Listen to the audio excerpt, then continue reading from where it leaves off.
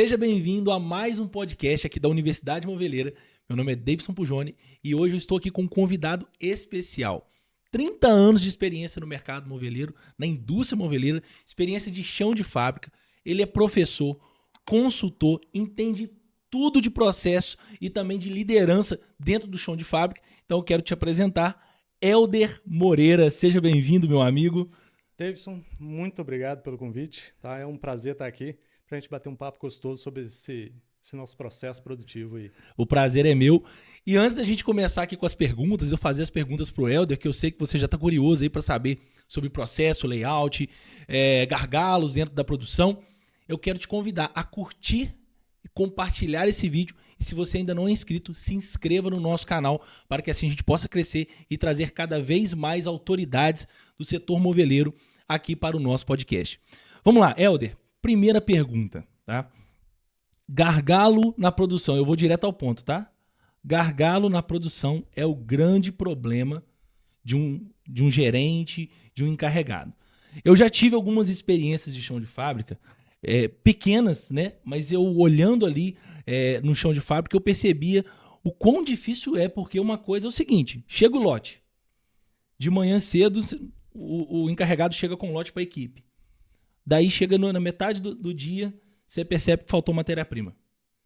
Aí não dá para produzir determinados produtos. Chega no outro dia, você acorda pensando assim, beleza, agora eu vou dar uma continuidade. Não, entra outro lote agora. Chega mais pedido. E o compras fez compra, comprou, chegou mais matéria-prima, estocou, não tem onde colocar, aí tem que mexer no layout. Me fala um pouquinho sobre esses desafios que o gerente, que o encarregado encontra no chão de fábrica todos os dias e que envolve gargalo na indústria. Davidson, aí você tem problemas a mil e dentro da indústria, problema sempre vai existir, tá? Ele só muda de lugar. Eu brinco que problema só muda de CNPJ. Quando eu entro dentro de uma empresa para dar uma consultoria, muitas das vezes eu já vi esse problema em outra empresa, tá? E a solução, né, devido a essa experiência, ela se torna simples, tá? Não da forma, é fácil de resolver. Não, a gente tem a solução. Você tem problema aí na questão de compra, gestão de estoque. Tem muita gente que controla o estoque pela média. Tem gente que compra sem noção, tá? Já estou atendendo empresas que o estoque dela está muito alto e estão comprando material que já tem, tá? Só para atender, para mostrar serviço, tá? Então você tem problema de matéria-prima, você tem problema no próprio processo produtivo. Os gargalos é onde a produção afunila. E ali você não precisa de muita tecnologia, você precisa de observação. Você verificar por que aquele produto não está passando em um determinado setor. E você pode observar que onde tem um gargalo, tem ociosidade em algum outro setor. Onde você tem excesso de produção, é porque você tem excesso de capacidade.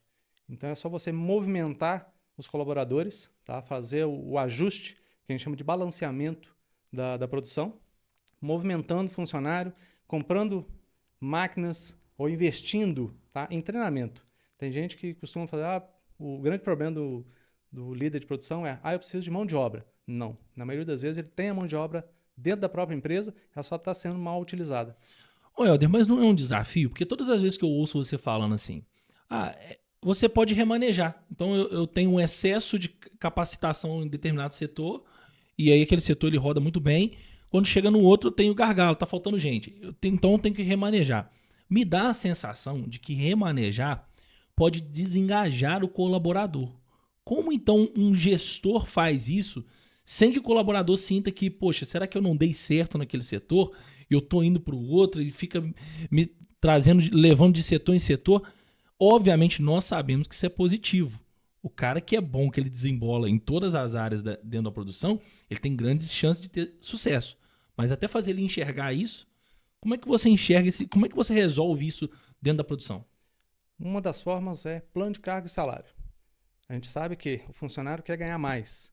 Então você consegue montar isso dentro da empresa, mostrando para ele que se ele aprender novas habilidades, o salário dele vai aumentar. Então você usa, né, a técnica do sanduíche, né? Você elogia a pessoa, você cobra, mostra para ela onde que ela precisa chegar e define, né, aquele potencial, dá a força que a pessoa precisa, tá? Valorizando e remanejando, mostrando para ela que se ela quiser crescer, né, dentro da empresa, esse é o caminho. Técnica do sanduíche. Técnica do O sanduíche. que é a técnica do sanduíche? Técnica do sanduíche é quando você tem um problema dentro da empresa com um funcionário, dificilmente, tá, a conversa vai ser simples. Tá? E muitas das vezes o líder de produção já chega estourado com o colaborador. Então o que você faz? Primeiro, você se afasta do problema, né? Esfria a cabeça, depois vai lá, elogia o colaborador, mostra para ele que ele tem capacidade, que ele é gente boa, ele é um profissional experiente, apresenta o problema, a falha dele. Então você faz a determinada cobrança, só que depois você vem com mais um elogio daquele tipo: confio em você, sei que você é o cara, é a minha vaca sagrada aqui dentro da produção. A pessoa já fica: não, eu sou bom, errei, vou ter que mexer em alguma coisa, mas ele falou, ele confia em mim. E assim o funcionário, ele é cobrado, mas ele não percebe tanto essa cobrança. Ele não entende como negativo. Isso. Porque ele sabe que você valoriza também as boas atitudes dele dentro da produção. Isso é importante. Exatamente. Então faz total sentido, porque quando o funcionário ele tem essa percepção de que ele só é cobrado, só é chamado a atenção, a todo momento o gestor passa por ele, está implicando com alguma coisa, ele desmotiva. Exatamente. Mas se a gente une isso ao elogio, aos pontos positivos, né? Os comportamentos positivos que ele tem, isso é bacana. Bom, você citou um exemplo aí, eu ia deixar para perguntar mais tarde, mas eu preciso fazer essa pergunta. O que é o tal do vaca sagrada que você tanto fala? Às vezes eu passo lá na aula, para quem não sabe, para você que não sabe, o Helder, ele é um dos nossos professores e ele está na formação de encarregado de produção. Então ele forma encarregados aqui pela Universidade Moveleira. E muitas das vezes durante as aulas a gente ouve esse termo, né? Ah, você tem um funcionário lá, vaca sagrada. O que é o vaca sagrada, Helder? Vaca sagrada é aquele funcionário que domina todas as funções dentro da empresa ou uma função estratégica lá no meio do processo. É o único que sabe regular uma determinada máquina, é o único que sabe a fórmula de uma pintura, e nós precisamos acabar com essas vacas sagradas. Tá? Elas são importantes, são. Só que se ela não dissemina o conhecimento lá dentro, trava a empresa. O empresário fica na mão de um funcionário só. Então, dentro mesmo da própria formação, a gente tenta passar isso para os colaboradores, que todo conhecimento, se ele está só com você, não vale nada. Tá? Ele vale muito naquele determinado momento, só que se alguém vem e aprende aquilo e vende por menos, ou seja, aquele conhecimento que você estava se valorizando, não distribuiu, acaba não valendo nada. E quanto mais você ensina, mais você aprende. Fato. Agora, vamos lá. Vamos trazer um problema muito sério aqui que acontece todos os anos e parece que a gente não tem dificuldade de sair do lugar. Eu sou da área comercial e muitas das vezes comercial e produção tem alguns atritos ali. Principalmente quando, né? Agora o pessoal vai começar a bater aqui no comercial. Quando o comercial ele lança novos produtos, ele vem com aquelas ideias daquele produto que a produção olha e fala assim: meu Deus, quem teve a ideia de lançar esse produto? É problema, é BO. E aí o comercial vem com aquele produto e toda vez que há lançamento de produto, a gente vai para a feira, tem um probleminha depois na produção, né? Muitas empresas passam por isso. O atraso com um novo produto. Como que você enxerga? Porque assim, o William teve aqui no último podcast e nós falamos sobre isso. Né, que o ser humano, muitas das vezes, ele tem a péssima prática de se conformar com o problema, de não resolver o problema. Então a gente sabe que vai chegar janeiro, vai chegar fevereiro, vai acontecer tudo de novo. Então se eu fosse um encarregado de produção agora, se fosse um gerente, tivesse aí com a caneta e papel na mão, tá aí a dica para você, já pega aí a caneta, o caderninho, anota.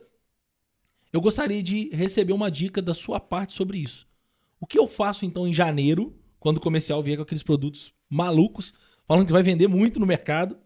Como que eu faço para evitar os mesmos problemas anuais que eu passo dentro da minha indústria? Feira tem todo ano. Nós já sabemos que ela vai existir. Então tem que ter planejamento. Tá? Não adianta. A maioria das empresas sai correndo, fazendo um protótipo para mandar para a feira. Só que você tem que se prevenir, não tem como. Pesquisa de mercado, ver o que está vendendo.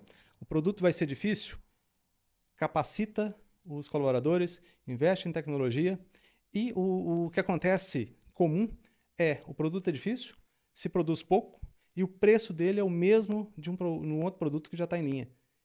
Já atendo empresas, estou com algumas empresas em carteira nesse detalhe que o produto se faz a metade do que o que é fácil e o preço dele é o mesmo. Por quê? Se aumentar o preço, o produto não vende. Tem que mudar essa mentalidade. Se o produto é difícil, se o produto tem design, é bonito, valoriza o produto. Tá? E você consegue isso visitando feira, fazendo pesquisa de design, tá? Investindo em novos materiais, aí você consegue fluir isso melhor dentro da produção. Então aquela história de ir pra feira só com protótipo feito, com produto, nem o custo foi feito ainda, não existe.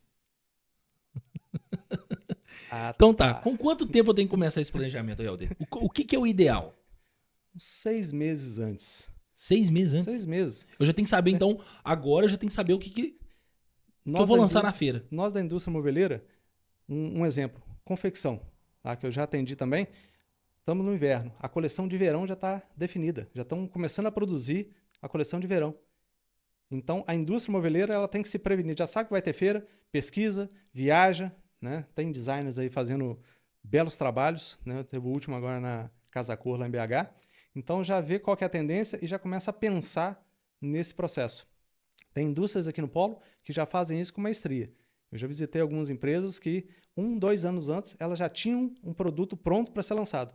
Só não lançou ainda porque não estava na tendência, não estava na hora. Então temos que sair do amadorismo dessa questão de lançar produto e começar a investir em pessoal qualificado para isso. Designers, na nossa região, nós temos, não vou dizer à vontade não, mas temos bons designers por aqui. Bacana. Quando você é consultor também, além de professor, quando você entra numa produção, vai pensar consultoria, sou empresário, te contratei.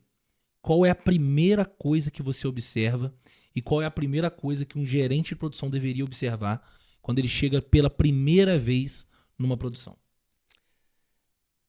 O alinhamento de expectativa com o empresário, quando ele me contrata, eu estou com um problema na produção, não está saindo o processo. Tá, a gente bate aquele papo, depois eu gosto muito de ir para o chão de fábrica, conversar com os colaboradores, com o encarregado em segundo plano. Primeiro eu gosto de passear dentro da produção, vou conversando com todo mundo, que às vezes o problema que o empresário levanta não é realmente o foco. Tá? Às vezes o problema não está saindo em produção. Aí eu começo a identificar que está faltando matéria-prima, que tem excesso de atestado na produção. Às vezes o problema a falta de funcionário é problema com o encarregado, é problema de gestão de pessoas. O empresário tem que entender que o maior patrimônio que ele tem é a mão de obra. Não adianta ter equipamento de ponta se você não tem profissional qualificado para operar. Eu recentemente estive em algumas empresas que está lá, minha produção está baixa. Você tem máquina parada, porque não tem mão de obra para operar. Então ele investe e espera ter aquele resultado em cima de equipamento e esquece que sem um profissional qualificado para operar, para gerenciar, não adianta nada. Até um bom líder, tá? Para você poder motivar as pessoas e organizar o processo. Identificar o que precisa ser produzido e tem gente que fala, volta lá na questão do gargalo. Tem que fazer uma medição, tem que fazer cronoanálise. Você não precisa de uma cronoanálise. É só você andar pelo processo produtivo e identificar onde tem matéria-prima parada. Eu costumo brincar onde tem peça cortada dentro da produção. A empresa não vende, uma empresa de dormitório, de guarda-roupa, ela não vende lateral, não vende porta. Ela vende produto pronto. E você vê muitas vezes lá do lado da máquina lotado de peça, o cara aproveitou uma regulagem, cortou peça à reveria, só praticamente queimou dinheiro, porque a empresa não vai vender peça. Fui produtivo, fiz muitas peças, mas não resolvi o problema da indústria. Aí da minha entra empresa. naquela questão na aula passada de eficiência e eficácia. O cara foi eficiente pra caramba, não deixou a máquina parada, cortou peça, só que não monta móvel com isso. Então tem que ser eficaz no processo, tem que fazer o que precisa na quantidade certa. Conceitua isso para mim. Eficiência, eficácia. Qual a diferença? Eficiência, quando o colaborador está fazendo alguma coisa, tá processo, ele não está parado, tá? Você está fazendo certo as coisas. Então ele está fazendo da forma certinha, belezinha, bonitinho e tal. Só que a eficácia, A eficiência eu faço com velocidade. Seria Uhum. isso, você correto? não, Sou você não faz. eficiente. Então eu preciso cortar aqui 90 pés de sofá aqui. Eu não sei se 90 é pouco para a É indústria, né? pouco. É Ih, muito pouco. Eu preciso cortar 9.000 pés de sofá. Bom, aí agora eu tá exagerei para cima também. Aí agora tá exagerado. Bom, eu preciso cortar 9.000 pés de sofás. Eu vou cortar com um doido aqui, eu vou cortar tudo em um dia. Mas os pés não ficaram bacanas. Sendo eficiente, você está cortando os 9.000. Cortei 9.000, fui Beleza. eficiente. Para ser eficaz, tem que saber se aqueles 9.000 estão na medida, se estão nos modelos definidos, que eu já vi muito disso. Aproveita a madeira lá e corta a peça. O cara corta tudo, e aí, cadê mais madeira? Não tem mais madeira. Aquela era para fazer o sofá inteiro. E o cara cortou tudo para só pé de sofá. Ele foi eficiente porque cortou a reveria. Sim. Mas a eficácia dele foi lá embaixo. Não consegui montar móvel nenhum. Exatamente. Ah, eu cortei 9.000 pés, mas não tá no lote. Não Dá foi pra montar? vendido. Não adianta. Não adianta. Perfeito. Essa colocação é perfeita, porque muitas das vezes a gente pensa, né? Eu vou fazer o meu, e aonde vai entrar, a gente vai entrar no próximo tema aqui. Eu vou fazer o meu, eu tenho que fazer o que o meu setor pede e que se dane o outro setor aqui, né? Cada um que se vira. Eu, como gerente de produção, qual é o momento certo? Estou construindo uma empresa. Qual é o momento certo de começar a colocar líderes dentro dos setores? Como que eu começo a fazer essa divisão? O momento certo é desde a hora que você pisou dentro da empresa. Tá? Você tem que delegar responsabilidade. Então você escolhe aquele funcionário que melhor se relaciona com os colegas. Tá? Nem sempre aquele que sabe mais vai ser o melhor líder. Interessante. Já conheci muitos encarregados assim, muitos líderes sabem demais da conta, mas não sabem ensinar, não sabem repassar a informação. E você, como um encarregado de produção, você não consegue dominar tudo. Você não consegue estar em todos os setores ao mesmo tempo. Então você começa a delegar responsabilidade. De forma simples. Você começa lá, escolhe aquele que melhor se relaciona e começa a passar a dica, ó, confere para mim essas peças. Conta para mim, vê se está certo. E de pouco a pouco você vai passando responsabilidade e dando feedback. Ó, valeu, brigadão, tá certinho, não faltou nada. Com isso o funcionário vai se sentindo importante, vai gostando daquele processo, tá? Ó, você vai ficar responsável por não deixar peça arranhada entrar na cabine de verniz. Ele é a última pessoa. Não deu defeito? Chegou aqui, ó. Todas as peças estão 10, acabamento perfeito. Não é só o pintor, tá? É todo o processo anterior. Bacana. O pessoal, por exemplo, da lixação, dentro do processo produtivo, é um dos trabalhos que mais exigem da mão de obra, tá? Que é o trabalho manual. Infelizmente, é um dos menos valorizados e é o que reflete o trabalho do verniz. Não adianta você usar um produto químico top se o processo de lixação não foi bem feito. Eu costumo brincar com os meus alunos que o verniz é igual perfume. Se você não tomar banho, perfume não vai adiantar de nada. O processo de acabamento começa lá na lixação. Tá? Se a lixação não for bem feita, o verniz lá só vai realçar o problema. Não vai resolver. E você trouxe Você deu essa aula na semana passada e você citou essa frase de novo. E isso é polêmico. Como que eu resolvo, então, a minha produtividade sem fazer cronoanálise? O Helder, o que eu mais vi na minha vida foi gente contando segundos ali, minutos na produção de produto. O que eu mais vi dentro da produção foi isso. Todas as vezes que eu entrei na produção, quando eu era vendedor de lixa, eu já fui vendedor de lixa, tá? Sempre tinha alguém calculando o tempo de produção de um produto ali dentro.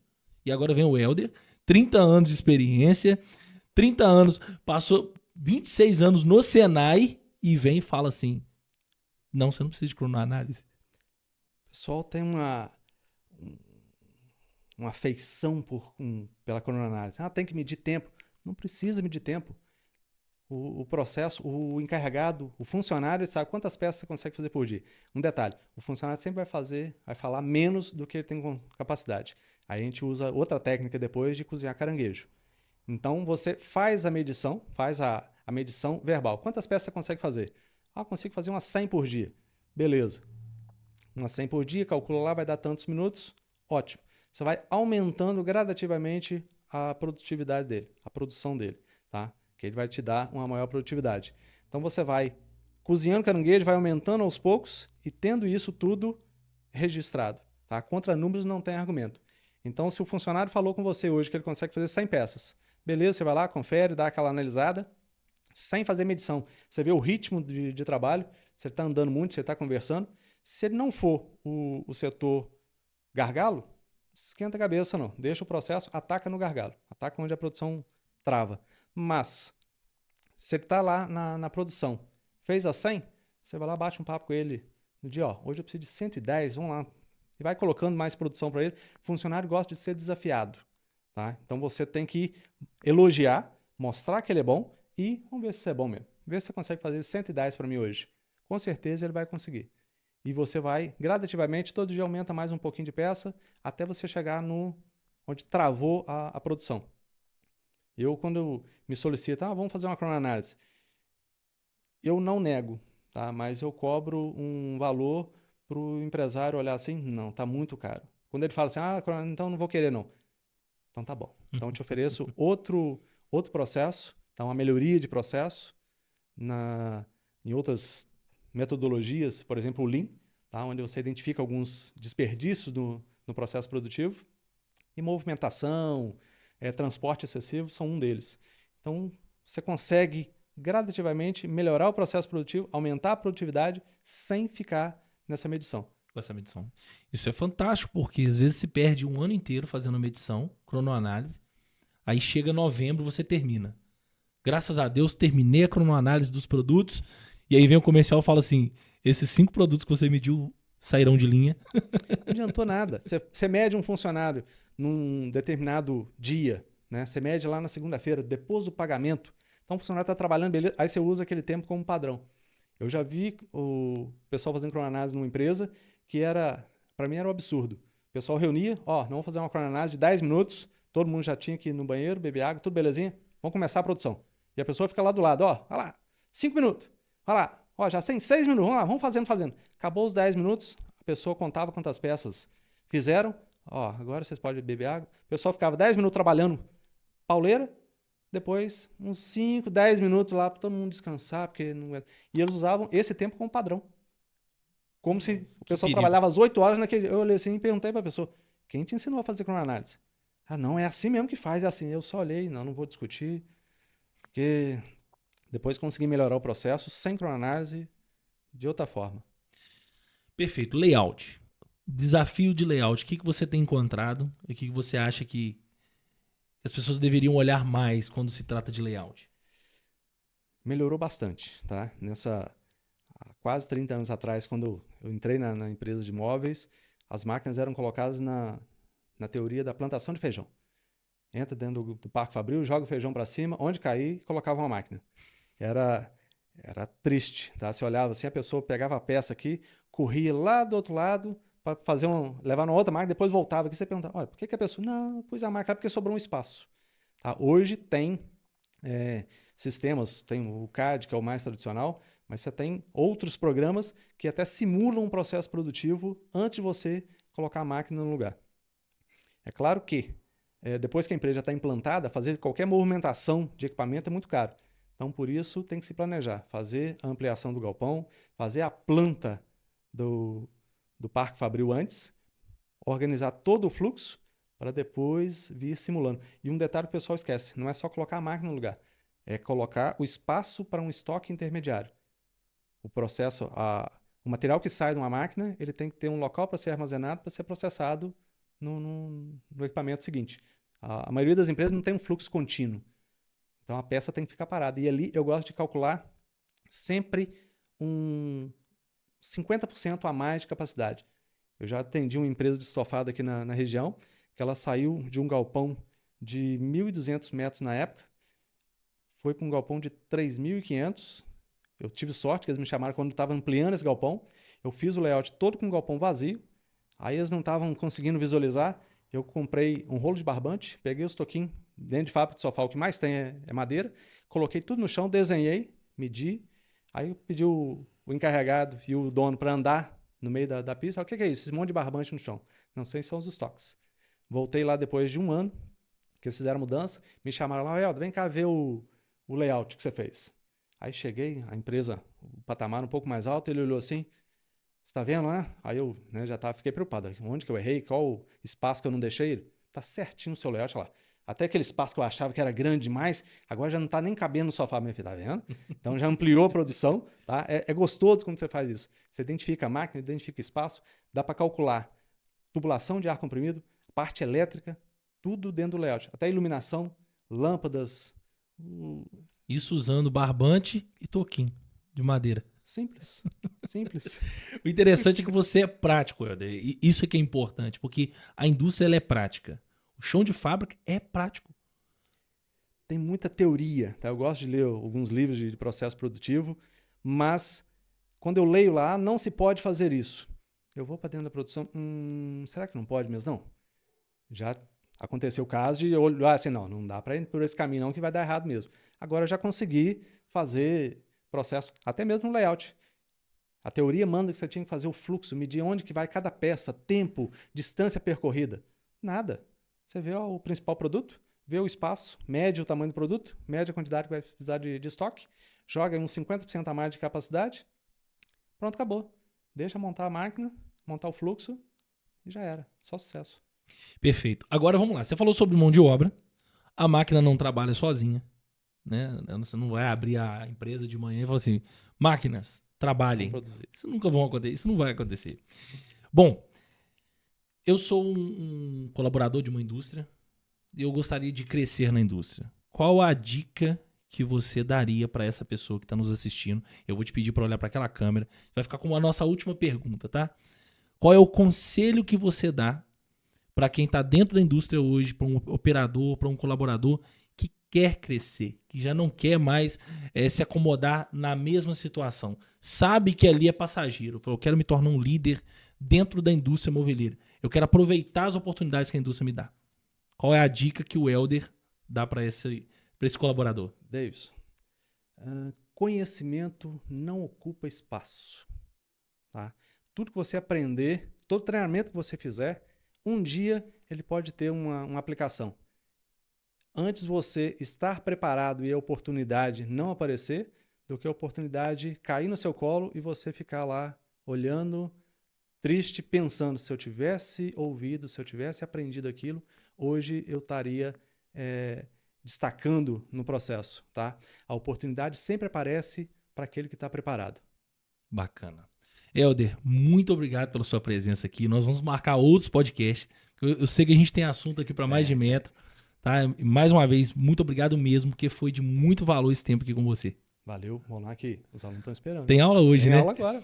E você, não deixe de curtir. Se você ainda não curtiu, dê o seu like, se inscreva no nosso canal, compartilhe esse vídeo com mais pessoas para que o nosso canal possa crescer, como eu disse aqui no início, para que a gente possa também trazer cada vez mais profissionais experientes no mercado moveleiro, como o Helder. Fique à vontade para assistir quantas vezes for preciso. Como eu disse, pega sua caneta, papel. Agora volta, assista como aula mesmo, porque eu tenho certeza que do que você assistiu hoje, você vai conseguir aplicar na indústria, no seu dia a dia. E eu vou nessa, porque nós vamos para a aula agora. Um abraço.